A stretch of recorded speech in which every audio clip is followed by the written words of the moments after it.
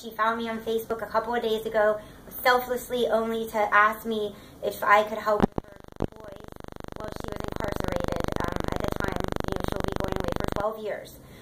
Compassionately, she thanks her judge, Sharon, for giving her 2 days to go and get things, her affairs settled, and saying goodbye to her sons. Yesterday, Erin contacted me through Facebook so that I could come say goodbye to her at the courthouse where she was turning herself in. Her grandmother.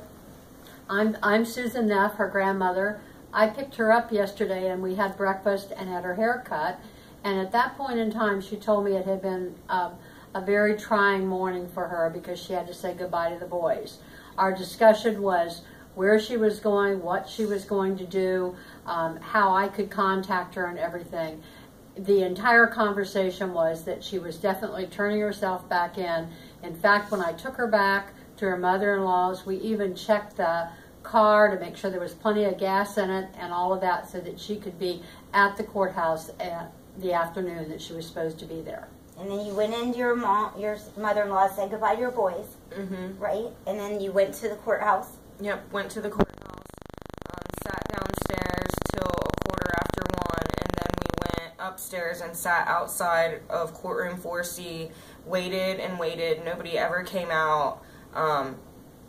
Then I went into the courtroom to see if maybe there was somebody in there. Also saw that my name was not even on the docket. When I left the jail, they told me I had court at 1:30, so that was my first sign where I started freaking out. I wasn't even on the docket. Then I saw that nobody was in the courtroom. The lights weren't even on in the courtroom, and that really had me freaking out. So we went downstairs and talked to the 3 deps where you check in at when you go through the metal detector, and they went and checked at the clerk of court's office, I think, and came back and told me that I needed to go turn myself into the workhouse.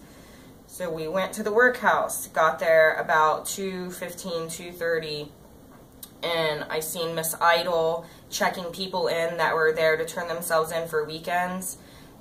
So I asked her real quick, hey, I'm supposed to be turning myself in. I had court, but nobody was there, and they told me to come here. Can you see what's going on? So she leaned her head in and said, is there an Erin Burkhart on the self-surrender list? They told her no. So she told me that she would have a supervisor come out and talk to me and see what was going on. So I sat there till 5:30, 6 o'clock. All them hours, I just sat there in the North Visitation Room waiting. And you had sent your mother-in-law to go get your boys at the bus stop. She's taking custody of your boys for the after I had talked to Miss Idle the first time, I told her to go ahead and leave because I figured they'd be, let me into jail.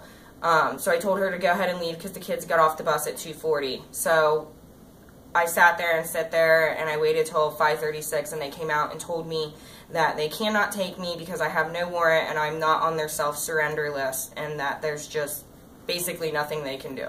And so then you called your attorney, right? Yes, I called my mother-in-law first to come pick me up, which was awful in itself because I didn't bring anything with me, no money or anything. They won't let you make any phone calls there. So I was trying to bum phone calls off of people, finally got a hold of her. She was on her way to pick me up. When we got back to my mother-in-law's house where my kids are, where I'd been staying during my furlough, I tried to call my attorney, have no direct line to him, only the public defender's office. I couldn't leave a message for him. I tried looking at the prosecutor's number, which I could not find that either. I then emailed you, I Facebooked you, I called you, I texted you, my mom, my grandma, any and everybody that I could think of to call or text to let them know, hey, this is what I tried to do, and I could not get into jail today. Right. I made sure that I did it. You did everything. I have an email from your grandmother sending me. I ended up getting into the courtroom a little bit late because I saw your message. When I went in there, it was also dark, and I did go downstairs, and they finally told me how to get upstairs behind the judge's chambers where we did wait, and you were right. It was just quiet as can be, and there was a miscommunication where you thought it was a court hearing, like and so you were expecting there to be a court proceeding going on, but there wasn't. So therefore, we waited and waited, and I had gotten a call from your mother-in-law that you were at the workhouse.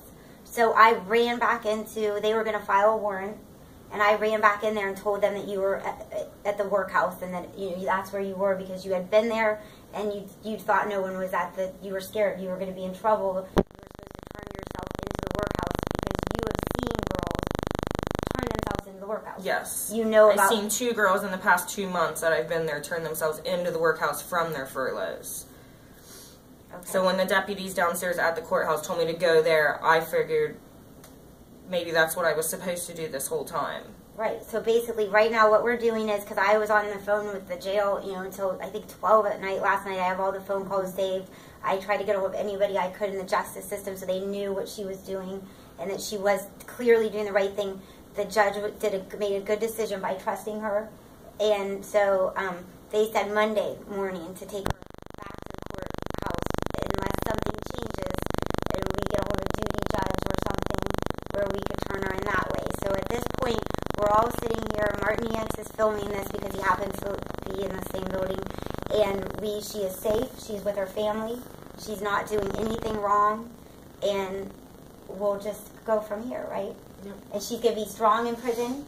She's going to do all the right things. She's going to surround herself with the right people, and we're going to all support her through this time. She knows about absolutely sure her family's on her side, and at some point during her sentence, she has a chance for a judicial release. I hope. Right? And if she does the right thing, she can do that. And she knows Miss Amy's out here working hard for her and her kids and, to stay with her family. I'm just glad that she found me because she inspires me because I cannot imagine turning myself in for 12 years.